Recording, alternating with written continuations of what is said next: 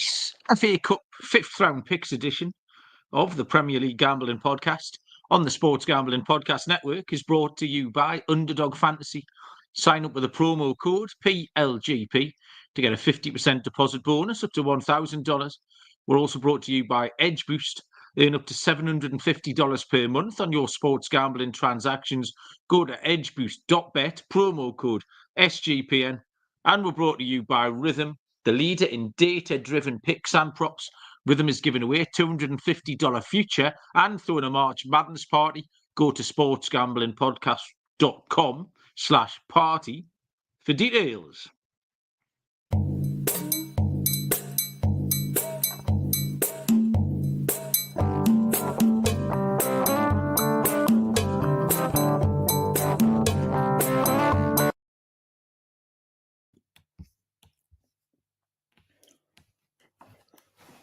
Welcome, everybody, to the Premier League Gambling Podcast on the Sports Gambling Podcast Network.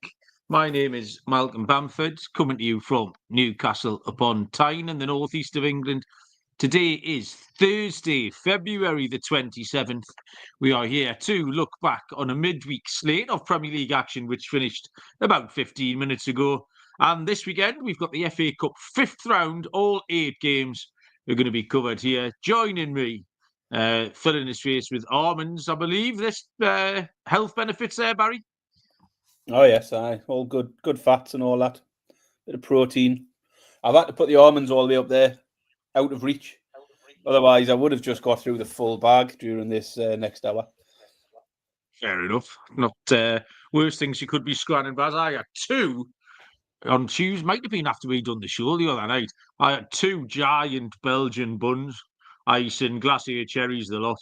At about 10 o'clock at night, before that's nothing good before you go to bed, like, is it?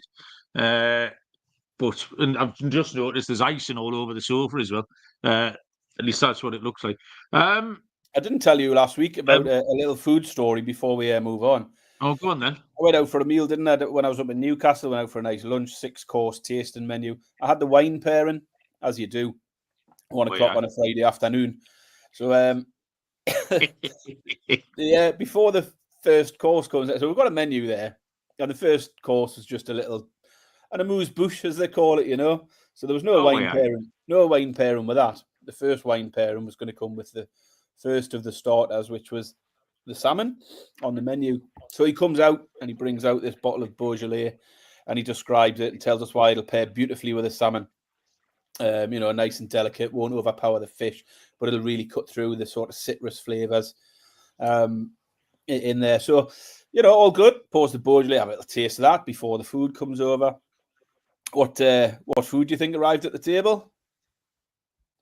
Not the salmon. It wasn't the salmon. No, it was a mushroom parfait, wasn't it?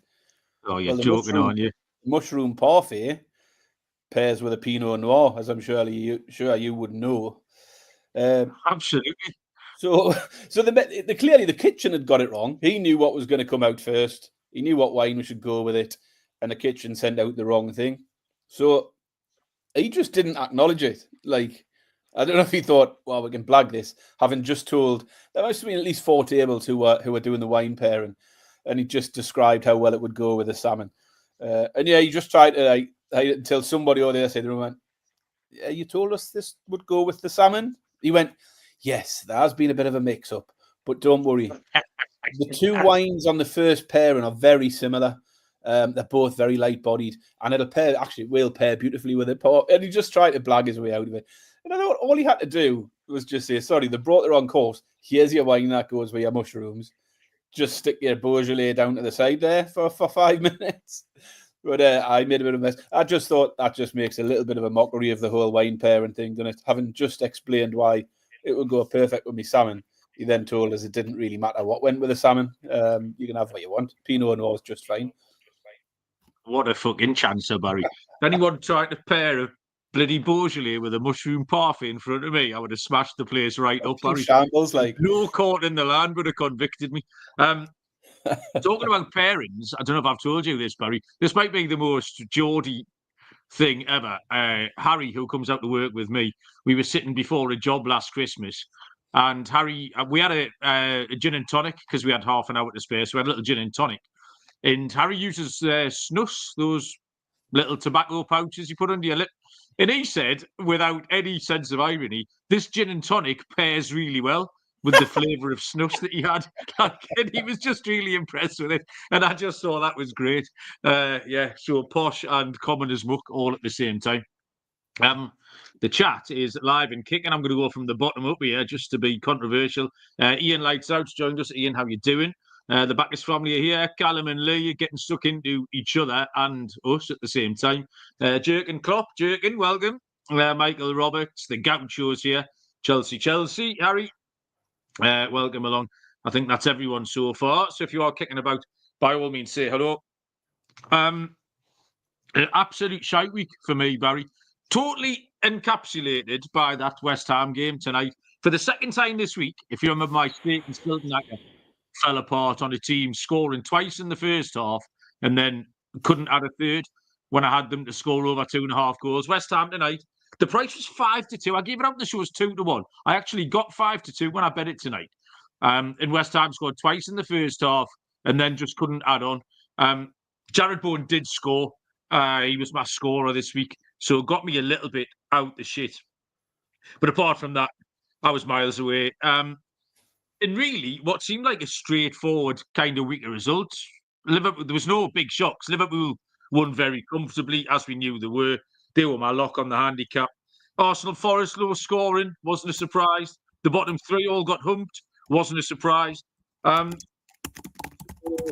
wasn't that difficult, but I just struggled to land on the right picks again. Even though I took the Chelsea shots on target, I landed that in the very last minute, dead lucky, and Liverpool on the handicap. Apart from that, really struggled. Thankfully, Barry, it's been your turn the last couple of weeks though to carry us on your shoulders, and you did all right, I think, didn't you? Yeah, I had a good week. Michael's asking how your handicap ladder went on Brentford. Despite being one of my most underwhelming winners, it was probably my most enjoyable one because you called me an idiot for backing Everton to get something out of that game. So that was the one that meant the most to me because you went full retard when it came to lucky, though. Brentford. Brentford dominated, scored, and that second goal disallowed. It was just it's one of those things. They're having about 5 years worth of luck in a 5-week period. That'll run out soon. But yeah, I had a good week. I put 5 winners, 4 losers, 1 push. The Ipswich one was the push. I had Ipswich +1 on the handicap.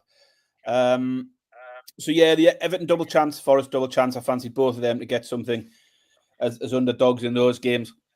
And the Liverpool and West Ham handicaps were easy enough in the end. My lock was Brighton v Bournemouth, both to scoring over 2.5. But yeah, nice to finish off tonight with a West Ham handicap, 13 away. It was a nice big price to finish off with. So definitely ahead this week for me. The ladder, we got back on the ladder and we got to the top of the ladder. That was an absolute belter, mate.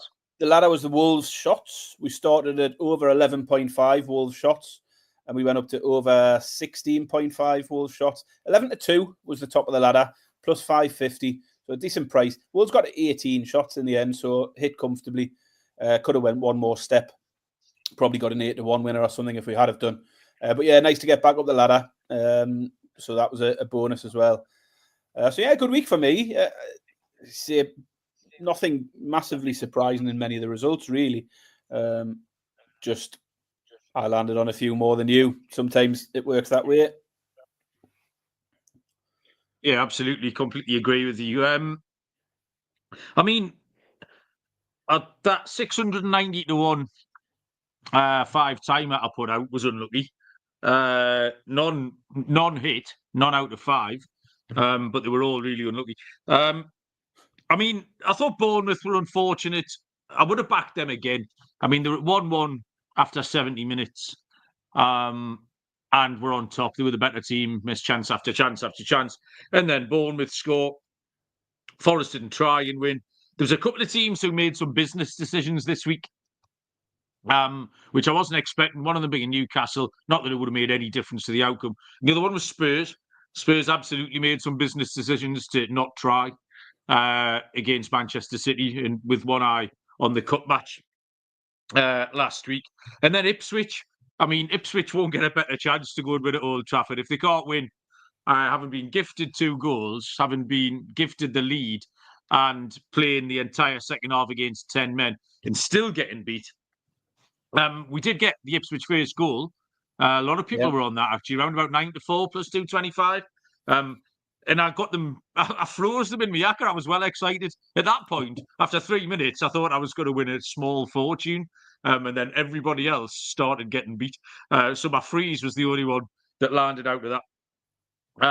So yeah, like I say, it wasn't really it was a pretty straightforward week of results, but you've still got to land on the same bet. Callum Wilson's catching some strays in the chat. We'll get onto him in a bit because we have got Newcastle at handicap. I watched a little bit of Barrow versus Carlisle tonight, Barry. Cumbrian derby. Question, pop quiz for you. How many players have Carlisle United used this season? In terms of actually on the pitch? Players, yeah. Players who've got on the pitch. How many? 14. 44, Barry. That's a lot of players, isn't it? There's a lot. 44. Yeah. You were right to go one extreme. It had to be one or the other. But yeah, 44 fucking players. How was that even possible? Like, I don't even think they're allowed. Smith says 45. He's cheating and he's wrong. Harry's guessed 20 seconds after I've told him, and he's still 20 out. No, the answer's 44, everyone. So there you go. That's about all the crack I've got, Barry. I went to Marsden Beach today and picked 2 bucketfuls of stones up, which I think is illegal. But I wanted to bring them home to put around the base of my palm tree so it looked more beach-like. So that's what I did. Have you been in that Marsden Grotto, Barry? Not for years and years. Long time ago. Yeah, that was exciting. And the number 1 daughter had her braces off today. She had those braces on for 14 months. So since we got home at tea times, she sat there and ate and drank everything that she hasn't been allowed to eat and drink for the last 14 months. So she's made a pig of herself, which is perfectly reasonable. Anything to tell us about, Baz, before we crack on with the FA Cup? No, I mean, I suppose we should briefly cover the Newcastle game because Callum's in the chat trying to get us fired up, and it's not going to work. We both said Liverpool. Callum is like, I don't know if Callum understands this. Well, he should do by now. That we don't expect anything. Last night was probably the best outcome, just because nothing happened. We got beat, but just in normal getting beat circumstances. There was nothing controversial. There was nothing stupid. No one cheated. No one's fucking head or leg fell off. Nobody died. We just went there, got beaten, went home, which is ideal. That's all you can ask for, Barry. I mean, yeah, we both. Did you pick a winner? Did you not manage to pick a winner from that game? What was your pick? No, my lock was Liverpool on the handicap, Baz. Oh, yeah. So we both had Liverpool handicap. So there was nothing unexpected about any of it. No. I mean, we haven't won at Anfield now in 29 games. I don't even know how far back that goes. It must be the 1980s since we last won there. So, no surprises. Isak, I mean, what are the chances of Liverpool playing Man City and Newcastle in the space of 5 days and avoiding both Haaland and Isak? So, and you know, Haaland was back fit last night, and Isak will be fit next week when we need him. But I thought Newcastle played okay. I think I was sitting there at one point thinking, if Isak had played, we might have created a bit more. He'd have taken some of them chances Wilson got. I thought if Dubravka had played instead of Pope, we might have made a better run. But at the same time, at the minute, it just feels like Liverpool just go through the motions. They're not putting 4s, 5s, 6s past teams, but they're just efficient. They get those 2 goals up and they just keep you at arm's length. And if Newcastle had scored a goal and got back in it, Liverpool would have just found a bit more. That seems to be what their sort of MO is this year, is sort of they don't need to just keep pushing and going for the throat. Like, just very efficient at seeing teams off. But I mean, there wasn't anything that hugely alarmed me ahead of a cup final, where you just want us to go and give it a proper go. Hopefully, we'll have Isak there, Joe Linton, Botman, and have a better crack at them on that occasion. So yeah, nothing last night that didn't come that came as any kind of surprise. No, I think if we'd attempted to have made a game of it, Liverpool had about 4 gears in hand. That's probably why it looked like we played okay. Yeah. Because they very much had us at arm's length, and we seemed happy with that as well. Like I said, it did seem like Eddie Howe had made some business decisions. There was no word of the Isak injury at all until the team news came out. So we'll see. It'll make zero difference for the cup final. We've got a FA Cup 5th round weekend here to look at. 8 games. Let's see how the fixtures have been mangled this week. 1 on Friday night, 4 on Saturday, 2 on Sunday, 1 on Monday. So very much long drawn out weekend. We will get to that and pick some winners. Once I've told you first about March Madness promo at the merch store here, SGPN, 20% off in the store. That's sportsgamblingpodcast.com/merch. 20% off in the SGPN store. What's the promo code? Madness is the answer. 20% off with the code Madness. SGPN has partnered with Edge Boost, the Premier Visa debit card for bettors. An Edge Boost card allows you to avoid the hassle of having your card denied at the sportsbook, DFS site, sweepstake, racetrack, casino. You can earn up to $750 per month in cashback rewards. It's FDIC insured, no credit checks, and it's completely free.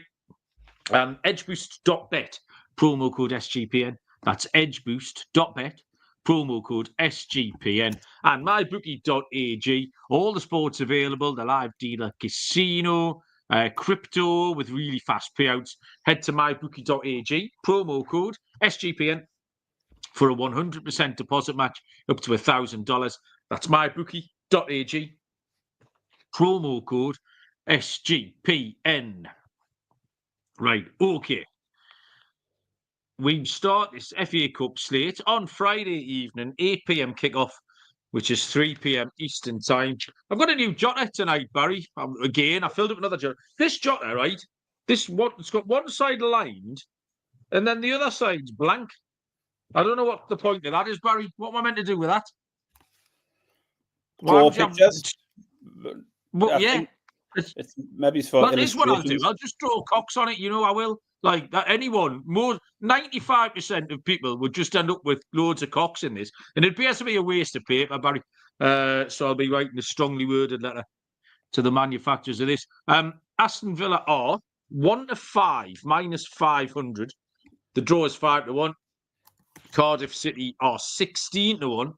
They were 14-1 earlier on. They've drifted a little bit here. I'm really struggling to work Villa out. I backed them in the week. I thought they were unlucky not to equalise. I got annoyed at that. Then they did equalise. And then I started watching other games, and the next thing I knew, Palace were 4-1 up. So I'm not entirely sure what happened, because I bet them at the weekend against Chelsea and they won. And then I bet them in the week against Palace and they lost. Unai Emery's been getting some stick off the Villa fans for his setup against Palace. Changed a few things, put a few more defenders in. And he's really not sure of his best system in his best lineup. We talked about the new toys he's got at his disposal. We had Rashford on the bench and Asensio started. I think this week Rashford and Asensio were both on the bench while he stuck an extra defender in. So they've only got 1 win in 7 in the league, so down to 10th and just looking a little bit shaky, Villa. Cardiff City have knocked out Sheffield United and Stoke on penalties after a 3-3 draw so far in this competition. They're 19th in the Championship, but they have picked up 5 points in the last 3 games, which has helped them out a little bit. They've got 3 unders in a row, 41% unders overall for Cardiff, but their away form is the key here, Baz. They're absolutely crap away from home. They've only won once in 17 away games in the league. And on average, they're conceding 2.06 goals per game on the road. 3 Villa goals looks fair. Like I say, Emery did go a little bit more defensively in the week. He won't do that this week. He might just throw all the new toys on. I think Villa can get 3 goals here. So the Villa team total over 2.5 is 5-6, minus 120, Baz. Good start. Good start. I mean, my heart sank a little bit when I asked you how many games we were covering, because in these earlier rounds of the Cup, we sometimes just pick our best selection of games. I could sense your frustration through the phone because you said, should we just do 4 or 5? And I said, I've already done all 8, which then forced you into doing all 8. So sorry, Barry. Because I had to take the day off today because I had to take her to the dentist. So I had about 5 hours today to sit and do fuck all. Obviously, you're a busy man, so that hasn't helped you out, but no, not at all. But and to be fair, there's a few of these that I wouldn't have touched at all. And Villa 1 to 5, I probably wouldn't have went near. But here we are. Villa got here via 2 Premier League oppositions, beating West Ham and Spurs, both 2-1. Cardiff beating 2 Championship teams in Sheffield United and Stoke. Stoke are still Championship these days, aren't they? Anyway, that's who they've beat. Villa, currently very solid at home. As you say, they're all over the place, really hard to predict, but good at home, no defeat in 14, and particularly in the Cups, with the exception of the Carabao Cup, where they lost to Palace early on. Not lost at home in the FA Cup or the Champions League this season. Cardiff, not in the best of form. They did win at the weekend, but that was their first win in 6. I mean, there's lots of draws in their form. They don't lose tons. But you've mentioned the poor away form. That stood out to me. And the standout result in that away form was a recent 7-0 defeat to Leeds, which just suggests they could be vulnerable to sort of bigger sides if Villa were to go strong here. Villa did go pretty strong in the previous rounds. As I say, they were playing Premier League opposition. So they might make a few changes here with Champions League on the horizon next week for them. But being the Friday night game, I think they've a little less to worry about on that front. Didn't stand out as any kind of potential upset. I didn't fancy Cardiff away from home, even after Villa's poor outing yesterday. So I've gone exactly the same. Comfortable Villa win. Didn't want the handicap. I could see Cardiff possibly scoring. They haven't. They've only failed to score once in 15 games, Cardiff. So Cardiff might get a goal, which is why I thought the Villa team total was the best way to play it. So same pick. Villa team total over 2.5 goals at, what are we? Even money, I think. 5 to 6 I got, but if you're telling me there's an even money around, Baz, I will happily take it. Okay, team ride then on the Friday night. Andy Williams has joined us. Andy, welcome along. How you doing? Andy was not impressed last night. Wrexham in the big semi-final to get to the, was it Papa John's, Vans, Pizza, Zenith Data Systems, CMOD's Challenge Cup final. At home to Peterborough, 2-0 up. Peterborough scored 71-92, and then Peterborough won on penalties. So Andy believed himself to be going to Wembley, and it turns out he's going fucking nowhere. So that was disappointing for him. Saturday, the 1st of March, lunchtime kickoff here, 12:15. There's 2 of these, 7:15 Eastern Time. Crystal Palace taking on Millwall. Crystal Palace are 3 to 10, minus 333. The draw 7 to 2, plus 350. Millwall, Barry, are 10 to 1. Yeah, South London derby here, and 2 teams in good form in their respective divisions. Millwall have lost only 1 of their last 9, but Palace themselves are absolutely flying at the moment. Won 7 of their last 9 games now, and 6 of the wins coming by a couple of goals or more. Haven't really faced any quality in this competition so far. Doncaster and Stockport in the previous round. But the last week's been really solid for Palace. Away win at Fulham, who were in good form themselves. And then home to Villa, comprehensively beating them 4-1. I think you have to stick with Palace here. And with Palace form recently for covering the handicap, I'm prepared to take Palace on the handicap here. So I'm going to take Palace minus 1.5 versus Millwall at evens. Yeah, big London derby, this one. Not much love lost between these. I saw some Millwall fans tweeting earlier on, and they all called Palace the Nigels, which made me laugh. Have you got any idea why? No. Does anyone in the chat know? I tell you what, if you do know the answer, stick it in the box and I'll do my handicap. And I think I know why. This has just come out of my mind, but I'll get to the answer in a bit. Palace in good form, winning and scoring. The key players are fit and playing well. Eze, Mateta, Wharton was back in the last couple of weeks. And Palace will be looking to finish strong. There's no reason for them to ease up here. They're right in the middle of the table. They're not going to get relegated. And it's a good chance for them to reach Wembley, either in a semi-final or indeed a final. Millwall, 10th in the league. The amount of unders that Millwall had immediately stood out. 6 out the last 7. And in total, 74% of their games have gone under 2.5 goals. 3/4 of the games, which is an incredible amount, really. They've only got 1 defeat in 8, so they're in good form as well. Early kick-off just dampens it down a little bit. But the books have noticed, Baz, the books noticed all the things that I noticed. The under 2.5 goals is 4-5. It's skinny. But if you add Palace on to win, that jumps right up to 15-8. So I don't mean that. I don't mind that, sorry. That only gives you 2 options, though. Palace to win 1-0 or 2-0. I've gone right round the houses to tell you the pick is Palace to qualify and under 3 goals. 15-13 plus 115. What are you laughing at, Baz? Just a bit of a random combination there. It's a random. I just didn't want that 1-0 or 2-0. I thought might even have to do it in extra time or some shit like that. So yeah, Palace to qualify and under 3 goals. Lee Smith's guess Nigel Spackman, which isn't a bad guess because he is called Nigel. Now, remember that fella off EastEnders who had long curly hair? You're gonna have to rewind here. You got it. So under 3. Do you mean under 3 as opposed to under 2.5? Under 3. You've blown my mind with that one. So no, do you fancy? Do you think it'll be a 0-0? Hey, but then only a 0-0 is going to give you any chance of a winner out of that, isn't it? What do you mean? Well, if for it to go to extra time, if it's 1-1, yeah, then someone's probably going to win it 2-1, aren't they? I hope it finishes 0-0 and Palace nick it in extra time. Well, don't you worry about that. Anyway, you might as well have just put that as your pick.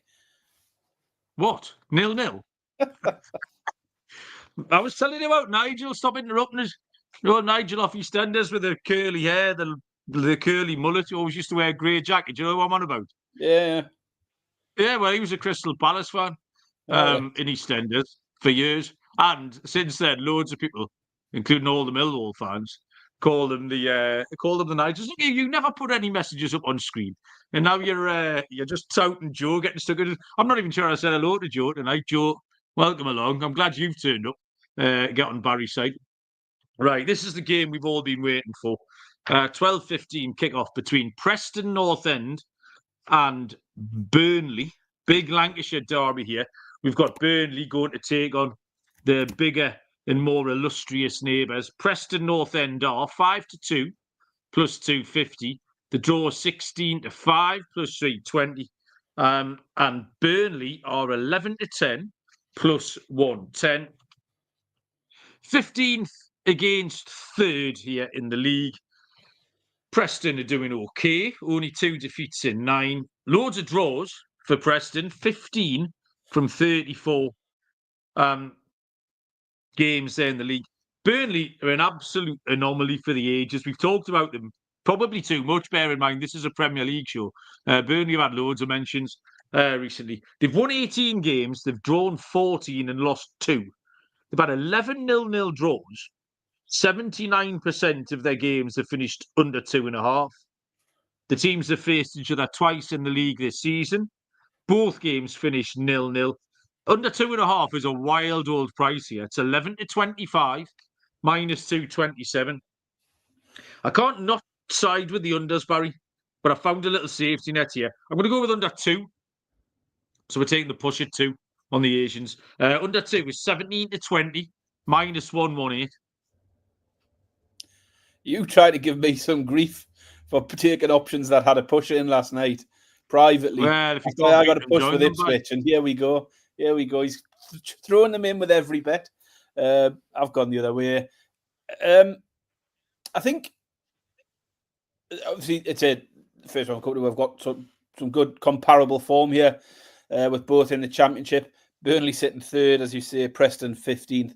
Burnley currently 23 unbeaten in all competitions. And now 9 straight games without conceding a goal. Teams have already played each other twice, Malcolm. Do you know what the score was in each of those? Well, I said it was 0-0 in both of them about a minute ago. Did you? Well, I don't listen to you. No, exactly. Just the signature score for Burnley, isn't it? Love a 0-0. And that one of those was only last week as well. But for me, the unders at 49 is just unbackable. I still can't believe I got the unders in the last round. They played Southampton, Burnley, and I got the unders in that one, cashed easy. Got that at a sensible price then. 6 of the last 7 Burnley games were under 2.5 goals. So I can see why it is so short. Burnley definitely the better side. The danger, I think, is rotation, and Lee might comment on it. I've seen a few things from Burnley fans on Twitter suggesting it'll be a cup team for Burnley this week, potentially, with obviously bigger fish to fry for them. Preston sitting safely away there in 15th can take a punt and have a proper go here. And I just think we might see a different approach here from Burnley in the cup. And for that reason, I'm willing to take a punt and go against the grain and go for goals here. The last time they conceded a goal, Burnley, as I say, 10 games ago, was in the cup against Reading, League One opposition. 3-1, they won that one. I just think if this was a league game, I wouldn't go against the under 2.5. But I just think in a cup game, it puts a different slant on things. I'm going to take the over 2.5 goals between Preston and Burnley at 7-4. Okay, so total opposite sides. That one, no use to anybody. There's a lot of desire for some battleships going. There is, I know, but that's what I was going to make. We left it very late. Barry. Yeah. Okay, we'll maybe get to it in a minute. I think Lee's mentioning the card angle here. They played each other a couple of weeks ago. Hannibal and Osmajic, 500 to 1, both to be sent off. I just checked the card angle. It's 4.5, the line on the cards, because there was some shenanigans a couple of weeks ago. Osmajic of Preston, who's already been banned once this year for biting somebody, then was accused by Hannibal of making racist remarks. And this is a local derby, so it could very easily get out of hand quickly. So 4.5 on the cards line. That might be a nice little ladder if you want a tasty little set too. Okay, we'll move on to where are we going? I'll tell you what, I'm going to read these adverts out, guys. Watch this. Rhythm is throwing an epic March Madness party. You're all invited. All Rhythm users are invited to a first 4 watch party Wednesday, March the 19th at the Awesome Stadium Swim. It's circa Las Vegas. Free drinks. Get in. You get to hang out with all the guys from SGPN and the college experience. Rhythm are also giving away a $250 March Madness future for one random lucky Rhythm user. Sign up for your 7-day free trial at sportsgamblingpodcast.com/rhythm. Come by and use Rhythm to help fill out your bracket and make some bets while you're there. Free party, chance to win $250 future bet. Go to sportsgamblingpodcast.com/party for details. That's sportsgamblingpodcast.com/party. And Underdog, NBA, NHL, college basketball, whatever your sport, you can cash in big with Underdog Fantasy Pick'em. Underdog is offering a Luka Doncic discount for every Lakers game for the rest of the regular season. The thing to do is use our code PLGP to claim a special pick and first-time deposit offer up to $1,000 in bonus credits. UnderdogFantasy.com, promo code PLGP. Right, next up, Saturday afternoon is the only 3 o'clock kickoff. I'll count them, 3 o'clock kickoff between Bournemouth and Wolves. Bournemouth are 3-4, -133. The draw is 3-1, and Wolves are Burlington Bertie, 100-30 plus 333. Barry. Yeah, another one where we've at least got some very recent form. Bournemouth losing at home to Wolves just last week. Red card obviously helped out a little bit in that one. But Wolves have been a bit resurgent recently, dragged themselves away from the drop zone a little bit before losing to Fulham last night.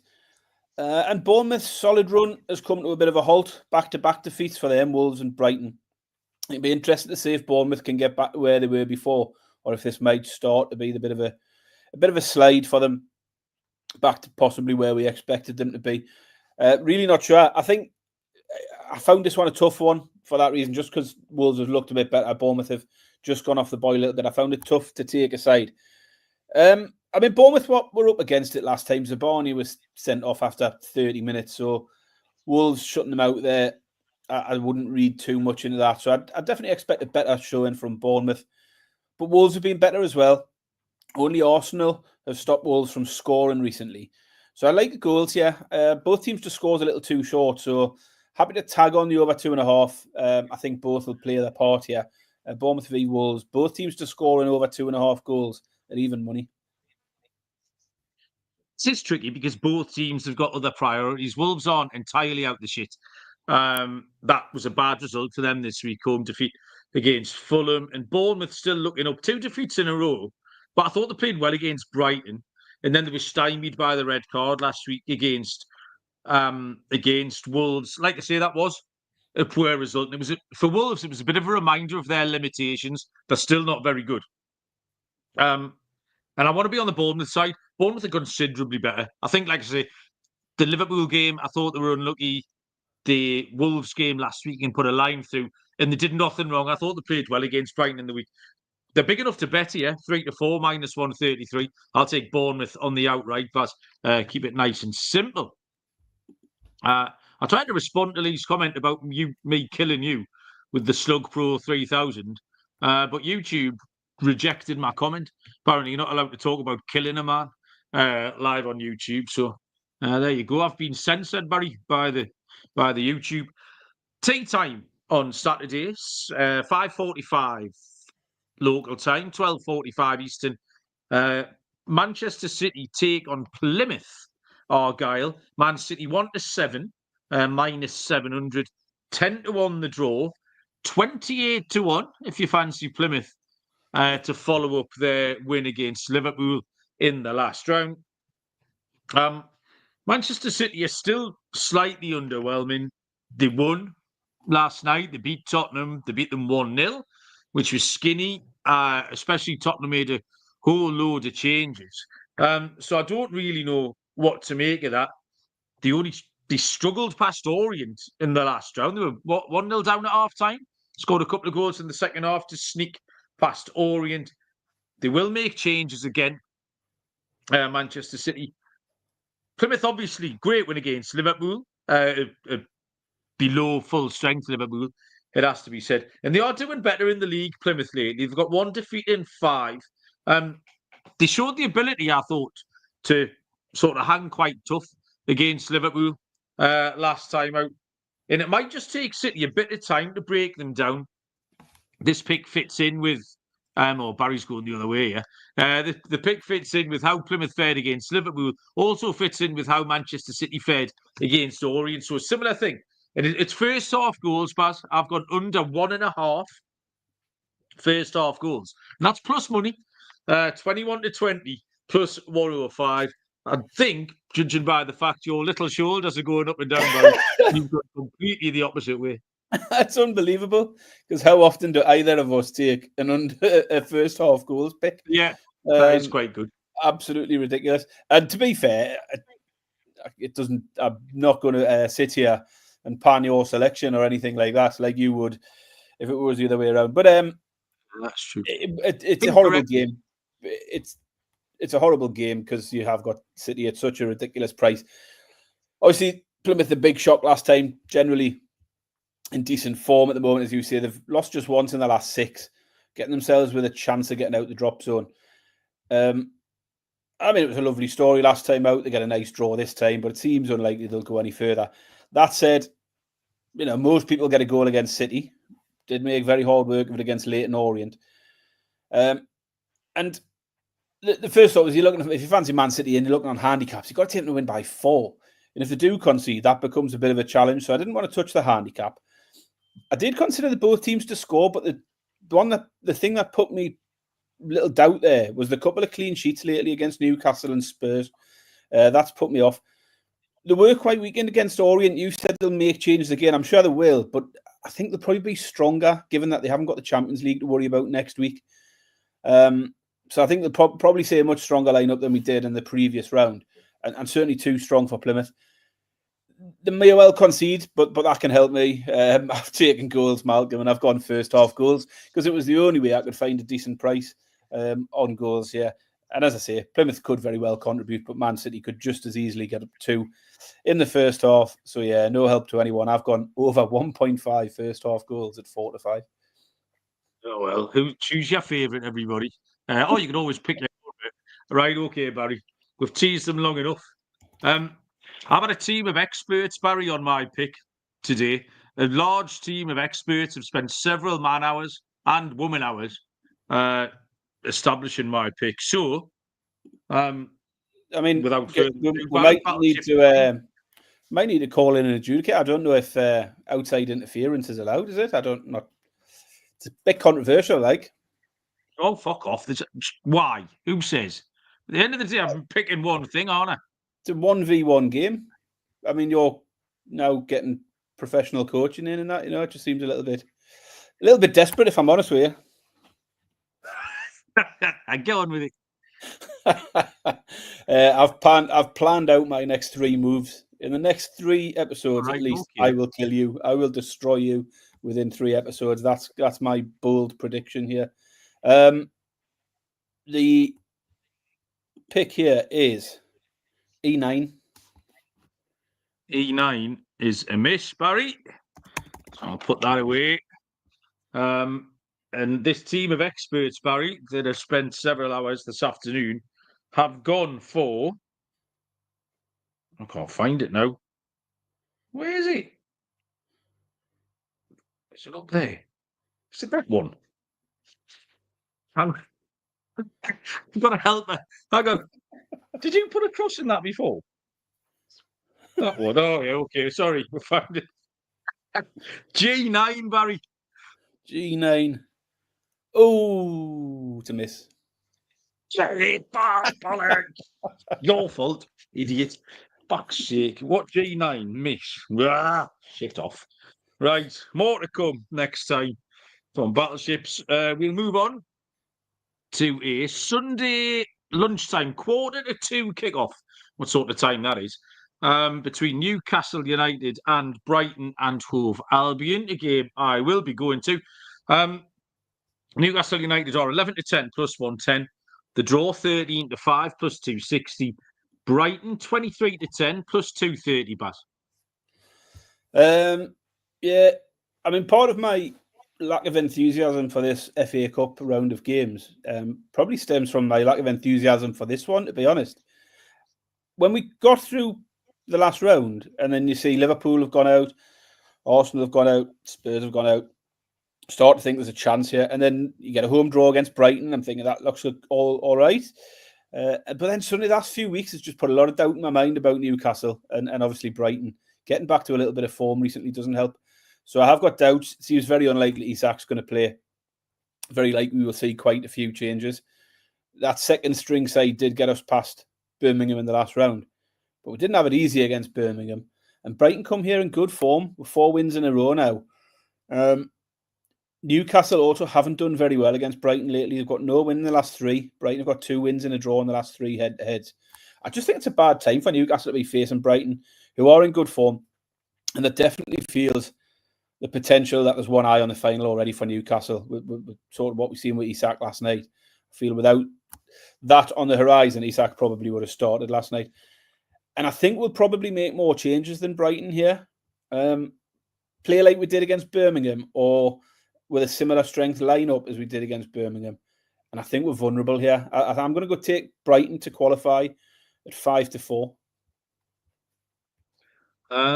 Okay, yeah. I mean, Newcastle put up their standard no-show at Anfield this week. More concerning for me, I've gone through the form, Baz, and I think they've been second best in 7 of the last 8 league games. The only one was Southampton. It was virtually impossible. Well, it is impossible to be second best. They squeezed past Forest last time out. The cup final does seem to have an effect on them. Isak missing will be a big problem. Nick Pope, if he picks him again in goal, we had that concern last week, and he was dog shit again in the week. Brighton won at St James's Park already this season, pretty much comfortably. The last 3 home games for Newcastle conceded 4 against Bournemouth, 2 against Fulham, and 3 against Forest. Now, Brighton are in good form. They've got 3 league wins in a row, and they beat Chelsea in the cup in that as well. They've scored 12 in those 4 games, Baz. My pick's 5-4 as well. But it's Brighton to score twice. Over 1.5 Brighton goals, 5-4 plus 125. The Newcastle defence is all over the place. Goalkeeper, the centre backs look shaky. The full backs are a bit ropey. Like you say, he could make changes, which isn't going to help. And Brighton is just full of goals. I did think that the reason I went for that pick rather than Brighton outright is it could finish 2-2. Newcastle could give them a game. Newcastle have got goals in them at home. We saw them rack up 4 in 10 minutes last weekend. So you can't write them off completely if they bring in Harvey Barnes. I know everyone's taking the piss out of Callum Wilson, but he's just hasn't played for ages. He got a little bit old and he hasn't played for ages. He could still stick one in the onion bag. So, yeah, Newcastle, I'm not ruling them out completely, but I do think Brighton are in really good form, can get a couple of goals here, Pat. Yeah, I think I prefer your pick to mine, to be honest. I like that as a win if you don't fancy Newcastle. Okay, there you go. Sunday afternoon, 4:30 kick-off is Manchester United taking on Fulham. Man United are 7-5 plus 140. 9-4 the draw plus 225. Fulham are 2-1. A little bit of money for Manchester United this afternoon. They were 6-4 and Fulham were 15-8. So Man United have been favoured here. I'm going to say something nice about Man United here. Who was it? Sports Mad Alex. Are you ready for this? Man United have showed a little bit of resilience this week, Barry. They came back from 2-0 down against Everton when they were completely dead and buried to get a draw. And then they won 3-2 in the week, faced adversity down to 10 men, etc., and managed to squeeze past Ipswich 3-2. So at least they're still trying. They might be shite, but they're still trying. Shite and not trying is a terrible combination. They'll have to go full tilt here. They're the defending champions. They're desperate to win a trophy. I mean, they've won somehow Ten Hag won a couple of trophies. So there's no reason for them not to have a right good go at this and still have something to play for. Fulham also can go full tilt at this. They're sitting very comfy in the league in 9th place. They've won 4 of the last 5 away games. Fulham have against Chelsea, Newcastle, Leicester and Wolves. So decent form in there. It's a Fulham team total for me, Baz. It's not a million miles off the Fulham money line price because everybody and anybody can score twice against Man United. We've seen Everton and Ipswich both do it this week. And there's a list as long as your arm of people who can score twice against Manchester United. Fulham team total over 1.5 is 11-8 plus 137, Baz. Yeah, I mean, same pick. Man United did beat Fulham not long ago, 1-0, but I thought Fulham were still the better side on that day. And I don't think Man United have got much better since. We saw Man United qualify fortuitously in the last round against Leicester with that late offside winner. But they did have a good win against Arsenal in the 3rd round. And Fulham haven't really been tested in this competition yet, but going well generally. 4 wins in 5 since they lost to Man United. Fulham, so in good form. I wanted a piece of Fulham here. And as you say, we've just seen Man United come back and get a few goals recently with the 2-2 against Everton and then the 3-2 against Ipswich. I think it makes sense to go with a team total rather than Fulham. So I've gone exactly the same way. Fulham over 1.5 goals at price of 11-8. Got a few team rides and then a few absolute complete opposites here, Barry. Final game is on Monday night, 7:30 kick-off between Nottingham Forest and Ipswich Town. Forest are 7-10, minus 142. 11-4 the draw, plus 275. Ipswich 15-4, plus 375, Baz. Yeah, I found this one a bit easier. I mean, first of all, I think Forest look a decent price for the Hackers. They're rock solid at home. Ipswich failing to get anything against 10-man Man United has sent them very much to my do not bet list at the minute. But I do like goals here. Forest just had that 0-0 against Arsenal. They'd have taken that beforehand against them, but it's very much against the recent form in Forest games. Their previous 6 games saw 31 total goals. All 6 games went over 2.5. 5 of the 6 went over 3.5. Ipswich obviously struggling, but they have scored in each of the last 6 games, with all 6 of those games hitting both teams to score as well. So you can fancy Ipswich for a goal at least. They seem to be good at least getting on the score sheet, but hard to make a case for them picking up a win. The last 10 games for Ipswich have also seen 8 of them go over 2.5 goals, and it's a decent price here for the overs. I think there's still decent prices for goals on Forest games based on the early season form where it was dead low scoring, they were dead tight. But recently, Newcastle have put 4 past them, Bournemouth put 5 past them, Southampton and Exeter got 2 goals each. So I think Forest games can still have goals in them. I think we'll see over 2.5 here. So Forest v Ipswich, over 2.5 goals at 4 to 5. I mean, like, if Ipswich didn't win that game last night at Man United, they'll never win. I mean, they were gifted the lead. They were at half time. They were level against 10 men, and they still managed to get beat. This is another game. This, more than anything, Baz, both teams could make changes as they've got very, very different priorities. This absolutely is a game to have a look at the team sheets. Forest have got a cup team. They did squeeze 2 last time against Exeter.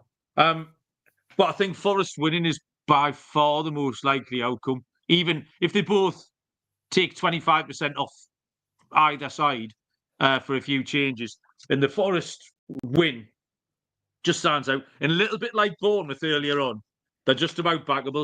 It's about the limit, isn't it? 7 to 10 is about as low as we go here. 7 to 10, minus 142. I don't mind actually doubling them up with Bournemouth, which takes you nearly up to 2 to 1, actually. 19 to 10, plus 193 is a Bournemouth Forest double. But I just think Bournemouth, if I didn't watch this game at all and I checked the score at +10, I'll say Forest have won 2-0 or 3-1. And it'll just be, yeah, let's crack on with the rest of our lives. 7 to 10 looks like an easy pick.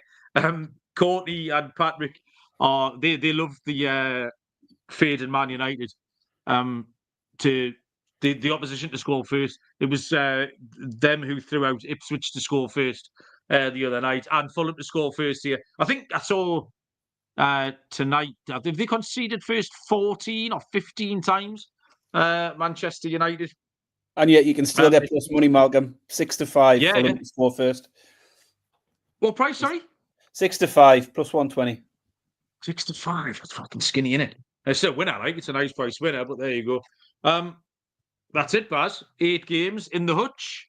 Anything else you want to cover or tell the people? You didn't bother with any exotic stuff, because I didn't.